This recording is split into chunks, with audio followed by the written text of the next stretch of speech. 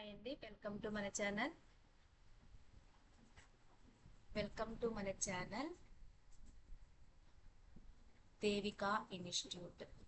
ఈ రోజు మనము ప్రకృతి విద్య ఫౌండేషన్ ఆఫ్ ఎడ్యుకేషన్ లో నిన్న విద్యావేత్తలు ఉన్నారండి, ఇంకిద్దరు ఉన్నారండి, అది కూడా అయిపోతుంది. నెక్స్ట్ భావవాదం చెప్పాను, ప్రకృతివాదము, వాటి భావనలు, వాటి గురించి మనం తెలుసుకుందామండి. ఫస్ట్ ఈ ప్రకృతివాదంని ప్రచారంలోకి తెచ్చిన విద్యావేత్తల గురించి మనం తెలుసుకుందామండి. ప్రకృతివాదాన్ని ప్రచారంలోకి తెచ్చిన వాళ్ళు ఎవరంటే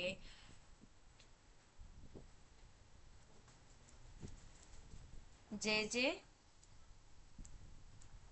రూసో,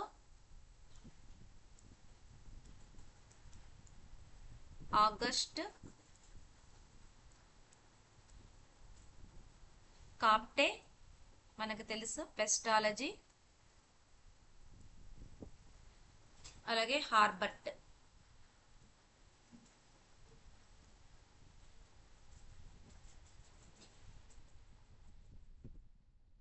వీళ్ళు ప్రకృతివాదాన్ని ప్రచారంలోకి తీసుకొచ్చారు. ప్రకృతివాదం భావవాదానికి పూర్తిగా వ్యతిరేకం. అంటే భావవాదం ఏం చెప్తుందంటే ఆత్మ, మనస్సు, భావాలు, పరమాత్మ మొదలైన ఆధ్యాత్మిక భావాల గురించి ఎక్కువగా ప్రాధాన్యం ఇస్తుంది. మనకి భావవాదం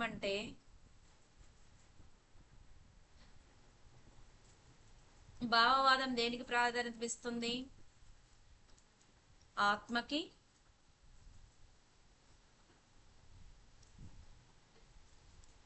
ఆత్మకి, మనసుకి,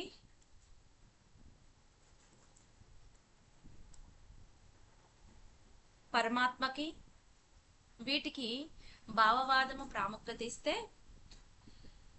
ప్రకృతికి ఎక్కువగా దేనికి ఇచ్చారంటే పదార్థం నుండి పదార్థం వస్తుంది, శూన్యం నుండి పదార్థం రాదు. అంటే భావవాదం అంటే ఏంటిది? మనం మైండ్ అనేది శూన్యమైనప్పుడే నువ్వు మొత్తాన్ని అంతర్గతంగా మనం శూన్యంగా ఉన్నప్పుడు మాత్రమే నీకు లోపల నుంచి జ్ఞానం వస్తుందని అంటే ఆధ్యాత్మికంగా, స్పిరిచువల్ గా సాక్షాత్కరిస్తుందని భావవాదుల యొక్క అభిప్రాయం. అంటే మొత్తం శూన్యం అయిపోతేనే నువ్వు నిజాన్ని తెలుసుకోగలుగుతావు, సత్యాన్ని అన్వేషించగలుగుతామని భావవాదులు ఎక్కువగా ప్రాధాన్యత ఇస్తారు. కానీ ప్రకృతివాది ఏం చెప్తుంది అంటే శూన్యం నుండి పదార్థం రాదు. ప్రకృతి అంటే శూన్యం నుంచి పదార్థం అనేది రాదు. కానీ నిజమైన ప్రపంచం ఎక్కడ కనిపిస్తుందంట? విశ్వమంతయు ప్రకృతి ప్రసాదము. ప్రతిదీ ప్రకృతి ఒడిలో నుంచే ఉద్భవిస్తుంది. ప్రకృతినే అంతిమ సత్యంగా ప్రకృతివాదులు అభిప్రాయపడ్డారు. వీళ్ళు ఓవరాల్ గా ఏం చెప్పారంటే ప్రకృతినే అంతిమ సత్యంగా ప్రకృతివాదులు అభిప్రాయపడ్డారు. ప్రకృతి వ్యయ సిద్ధ నియమాలనే నిర్వహించబడుతుంది. ఈ ప్రకృతి అనేది వ్యయ సిద్ధ నియమాలనే. మానవుడు ప్రకృతిలోని ఒక భాగం. అంటే మనం కూడా ప్రకృతిలో ఒక భాగంగా ఉన్నాం. ప్రకృతి నుండి ఉద్భవించాడు. ప్రకృతి సూత్రాలకు అనుగుణంగా మసులుకోవటం, ప్రకృతిని అనుసరించటం మానవుడు కర్తవ్యంగా భావించారు. అంటే వీళ్ళ ఉద్దేశం ఏంటంటే ప్రకృతివాదులు మానవుడు ప్రకృతిలో ఒక భాగమని, ప్రకృతి నుండి ఉద్భవించాడని, ప్రకృతి సూత్రాలకు అనుగుణంగా మసులుకోవటం, ప్రకృతిని అనుసరించటం మానవుడు కర్తవ్యంగా భావించారు. పుట్టుకతో ప్రతి మనిషి స్వచ్ఛమైన నిర్మలమైన జీవి. మానవుడి భావాలు, ఆలోచనలు భౌతిక ప్రపంచ పరిధిలోకి ఉంటాయని వీరి అభిప్రాయం. నెక్స్ట్ వీళ్ళ భౌతిక శాస్త్రం ఎలా ఉంది అంటే ప్రకృతి సహజ సిద్ధమైనది. ప్రతిదీ ప్రకృతి ఒడిలో నుంచే ఉద్భవించింది, తిరిగి ప్రకృతిలోకే చేరుతుంది అంటారు కదా, మట్టిలో పుట్టిన మట్టి నుంచి వెళ్ళిపోతామని. అలాగే కాబట్టి ప్రకృతి అంతిమ యథార్థమని, ప్రకృతే ఇక లాస్ట్ ప్రకృతి వాదం ప్రకారం ప్రకృతి అంతిమ యథార్థము. అలాగే ప్రకృతిలోకి తిరిగి వెళతాం, సహజ సంఖ్యలను తొలగిద్దాం. వీళ్ళు నినాదం ఇచ్చారనమాట.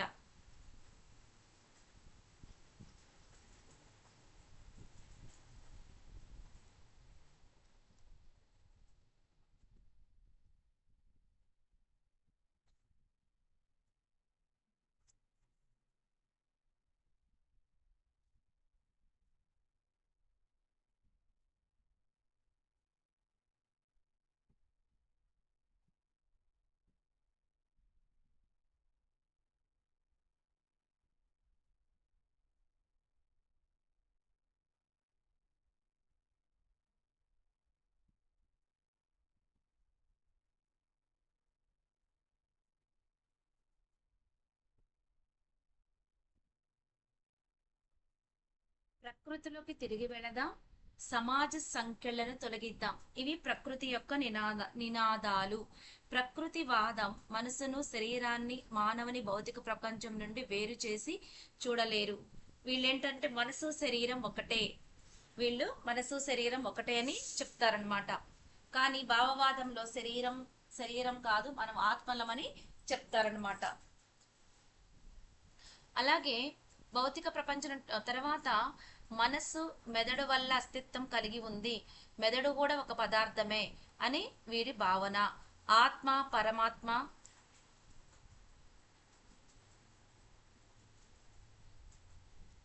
దేవుడు, ఆత్మ, పరమాత్మ, దేవుడు, స్వర్గం, నరకం మొదలైన ఆధ్యాత్మిక విలువలకు ఊహాజనితమైన మరో ప్రపంచానికి తావు లేదు.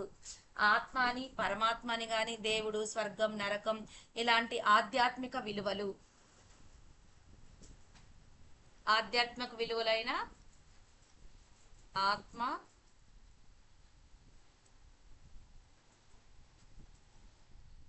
దేవుడు, స్వర్గం ఇలాంటి పదాలు అనేవి ఆధ్యాత్మికమైన విలువలకు సంబంధించిన ఊహాజనితమైన ప్రపంచానికి తావివ్వలేదు. వాళ్ళు మెదడు, శరీరం వేరు కాదని, అది తిరిగి ఇతర పదార్థాల వల్లే ప్రకృతిలో కలుస్తుంది, అదే ప్రకృతి నియమమని వారి వాదం. వారి వాదం ఏంటంటే మెదడు గాని, మైండ్, బాడీ ఇవి రెండు వేరు కాదు, ఈ రెండు ఒక పదార్థం వల్లే ప్రకృతిలో కలుస్తాయి. ఇదే ప్రకృతి వాదం యొక్క వాదం, ప్రకృతి నియమం వారి వాదం. వాళ్ళ జ్ఞాన మీమాంస ఎలా ఉంది? ప్రకృతిలోకి మరలండి అనే నినాదాన్ని, ఊరు వీరు ప్రతిబింబాన్ని శాస్త్ర విజ్ఞాన దృక్కోణం నుండి చూస్తారు. ప్రకృతిలోకి మరలండి, ఇదొక నినాదం ఉంది కదా, ఈ నినాదాన్ని ఊరు మీరు ప్రతిబింబాన్ని శాస్త్ర విజ్ఞాన దృక్కోణం నుండి చూస్తారు. శాస్త్రీయ జ్ఞానమే ఉత్తమమైనదని, జ్ఞానేంద్రియ విజ్ఞానానికి ద్వారాలు. అంటే దేనికి అంటే శాస్త్రీయ జ్ఞానమే ఉత్తమమైనది, జ్ఞానేంద్రియ విజ్ఞానాలే ద్వారాలు. అంటే మనం ఏదైతే చూస్తామో, ఏదైతే అంటే మన భావవేదం అంటే ఫీలింగ్స్, భావాల వల్ల జ్ఞానం వస్తుంది అంటారు. కానీ వీళ్ళు జ్ఞానేంద్రియాల ద్వారా సముపార్జించినదే జ్ఞానం అనేది, మన చూసింది అంటే మన సెన్స్ ఆఫ్ ఆర్గాన్స్ ద్వారా వచ్చిందే నిజమైన జ్ఞానం అని వీళ్ళ అభిప్రాయం. మరి తర్వాత హేతుబద్ధ మరియు ఇంద్రియ అనుభూతి జ్ఞానాన్ని వాస్తవ జ్ఞానం అని విశ్వసించారు. వీళ్ళు దేన్ని విశ్వసించారంటే ఇంద్రియ అనుభూతిని,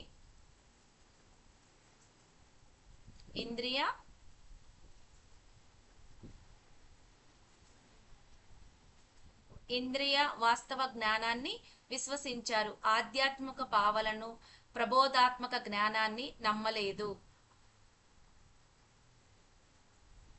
మరి వీళ్ళ విలువలు ఎలా ఉన్నాయంటే, విలువలు ఎప్పటికప్పుడే మారుతూ ఉంటాయి. సమాజంలో విలువలు అనేవి ఎప్పటికప్పుడు మారుతూ ఉంటాయి. ఆధ్యాత్మిక విలువలు అనేవి లేవు. అంటే వీళ్ళు అసలు పూర్తిగా వ్యతిరేకం కాబట్టి వీళ్ళు అసలు ఆధ్యాత్మిక విలువలను నమ్మరు. సర్వజనీన అంతిమ విలువలు లేవు. స్వాభావికతే నైతిక మరియు సౌందర్యాత్మకత, అదే నిజమైన సాంప్రదాయాలని, నైతికతను అంగీకరించరు అనేదాన్ని వాళ్ళు అంగీకరించరు. వీళ్ళన్నవి విలువల శాస్త్రం వీళ్ళల్లో ఏముంటుంది అంటే పూర్తిగా ఎప్పటికప్పుడు మారుతూ ఉంటాయి కాబట్టి ఇవేమి లేవని వాళ్ళ అభిప్రాయం. మరి వీళ్ళ విద్యా పర్యవసానాలు ఎలా ఉన్నాయి అంటే, ప్రకృతివాదుల యొక్క విద్యా అధ్యాయాలు, స్నేహ వ్యక్తీకరణ, వీళ్ళు చాలా స్నేహంగా ఉంటారు. సమగ్ర మూర్తి మత్వాభివృద్ధి, పరిసరానుగుణమైన సయోధ్య, సహజాతుల ఉత్తాదీకరణ, స్వతసిద్ధమైన శక్తులను విద్యార్థుల్లో అభివృద్ధి పరచుట, వ్యక్తిత్వాన్ని అభివృద్ధి పరచుట, విద్యా వ్యక్తిత్వ పోరాటంలో సామర్థ్యాలను పెంపొందించుట. వీళ్ళ విద్యాధేయాలు అంటే అందరితో కలిసిమెలిసి ఉండటం, సమగ్ర మూర్తిమత్త అభివృద్ధి కలగాలి, పరిసరాలను చూసి నేర్చుకోవాలి, తమతోటి ఉన్న సహజాతులతో ఉదాత్తీకరణ, స్వతసిద్ధమైన శక్తి, మనలో ఉన్న స్వతసిద్ధమైన శక్తులను విద్యార్థుల్లో అభివృద్ధి పరచాలి, వ్యక్తిత్వాన్ని అభివృద్ధి పరచుట, వ్యక్తిత్వ పోరాటంలో సామర్థ్యాలను పెంపొందించుట. వీరి యొక్క ప్రకృతివాదం యొక్క విద్యా ప్రణాళిక ఏ విధంగా ఉంది అంటే, వీరి దృష్టిలో విద్య అనేది విద్యార్థి స్వీయ సంరక్షణకు ఉపయోగపడాలి. ఏదైతే విద్య నేర్చుకుంటారో వాళ్ళ విద్య సొంత స్వీయ సంరక్షణకు ఉపయోగపడాలి. వ్యక్తిగత అనుభవాల ద్వారా ప్రత్యక్షంగా ప్రకృతి నుంచే అతను నేర్చుకోవలసి ఉంటుంది. అంటే స్వయంగా చూసి నేర్చుకోవటమే వాళ్ళు బిలీవ్ చేస్తారు. కాబట్టి ప్రకృతియే విద్యార్థికి ఒక పెద్ద పుస్తకం. అంటే ప్రకృతి నుంచి వీళ్ళు నేర్చుకుంటారు. ప్రకృతివాదులు స్థిరమైన పాఠ్య ప్రణాళిక అంటూ ఏది ప్రకృతివాది నిర్ధారించలేదు.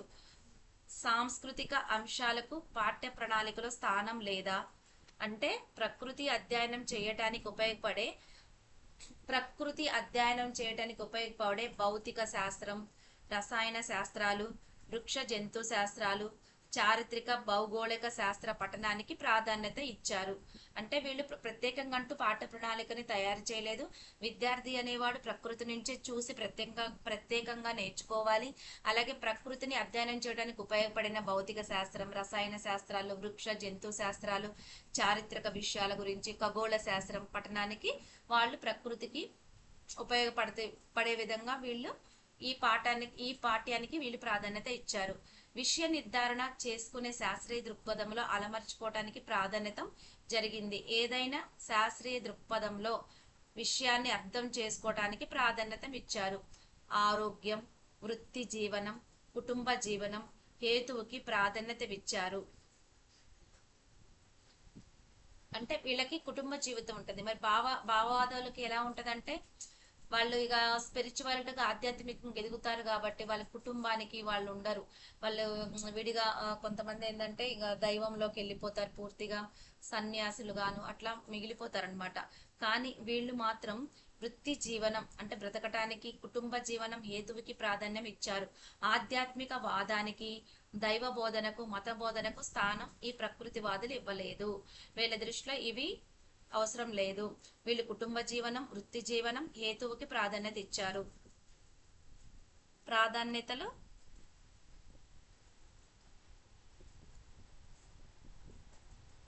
వృత్తి జీవనం,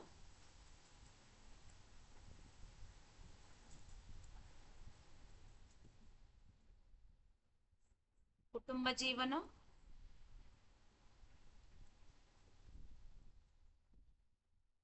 హేతువుకి ప్రాధాన్యత ఇచ్చారు.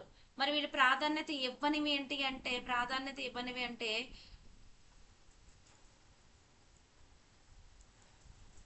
ఆధ్యాత్మికత, తర్వాత దైవ బోధన, మత బోధన, వీటికి వాళ్ళు ప్రాధాన్యత ఇవ్వలేదు. తర్వాత నైతిక విలువలను ప్రత్యక్షంగా బోధించటమే కాక వ్యక్తిగత అనుభవాల ద్వారా నైతిక విలువలు పెంపొందించుకోవాలని, అది వారి వారి అవసరాలను, సహజ గుణాలు, అభివాదాల వలన ఆధారపడి ఉంటుందని విశ్వసించారు. ఏదైతే మనలో ఉన్న నైతికత అనేది ప్రత్యక్షంగా బోధించటమే కాక, అంటే మనం ప్రత్యక్షంగా నైతిక విలువలు చూపించుకుంటూ బోధిస్తారు. ప్లస్ వ్యక్తిగత అనుభవాల ద్వారా వాళ్ళల్లో అవసరానికి తగ్గట్టు వాళ్ళ గుణాలను అవి అభివృద్ధి పరుచుకుంటారు. వాటిపైనే ఆధారపడి ఉంటుందని వీళ్ళ అభిప్రాయం.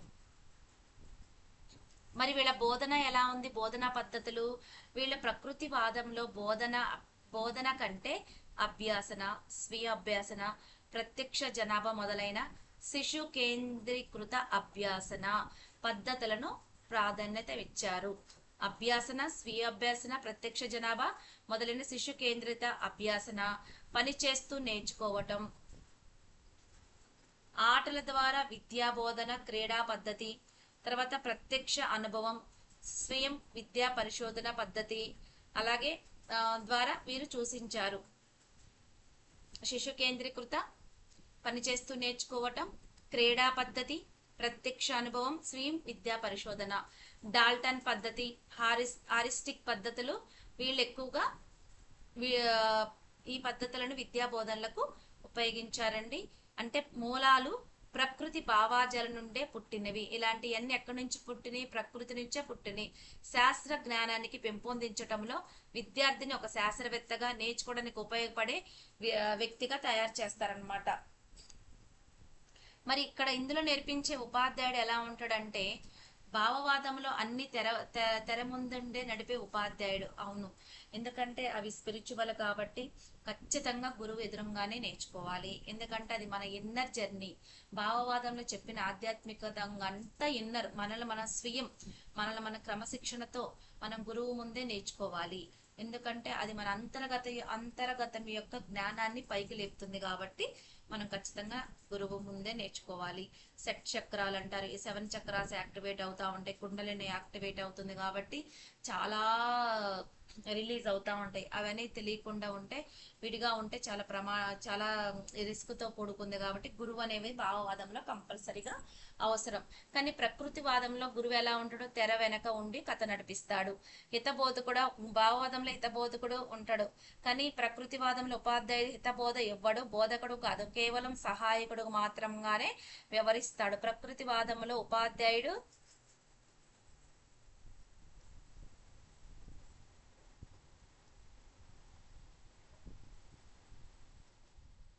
సహాయకుడుగా ఉంటాడు. పూల వంటి పిల్లల సహజ ఎదుగుదలకు పందిరిలా ఆసరాగా ఉంటాడు. పిల్లల సహజాభివృద్ధికి సరియైన పరిసరాన్ని పట్టించటం వరకే ఉపాధ్యాయులు పని. ఎలా నేర్చుకుంటారు, ఏమి నేర్చుకుంటారు అనేది విద్యార్థి, మొత్తం స్టూడెంట్ అనేది, విద్యార్థి అనేది ఎలా నేర్చుకుంటాడు, ఏమి నేర్చుకుంటాడు, ఇది విద్యార్థి పని. విద్యార్థులకే వదిలేస్తారు ప్రకృతివాదులు. ఉపాధ్యాయుడు ఎలా ఉంటాడో సహాయకుడుగానే.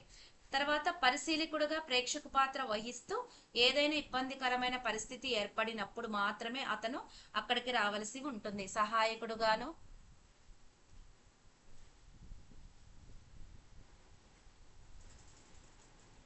పరిశీలకుడుగా, ప్రేక్షక పాత్ర ఉంటాడు. ఏదైనా సమయం వచ్చినప్పుడు, ఏదైనా ఇబ్బంది వచ్చినప్పుడు అతను వచ్చి హెల్ప్ చేస్తాడనమాట. మరి ఇందులో విద్యార్థి ఎలా ఉంటాడంటే అభ్యాసన విషయాల్లోనూ పూర్తి స్వతంత్రుడుగా ఉంటాడు.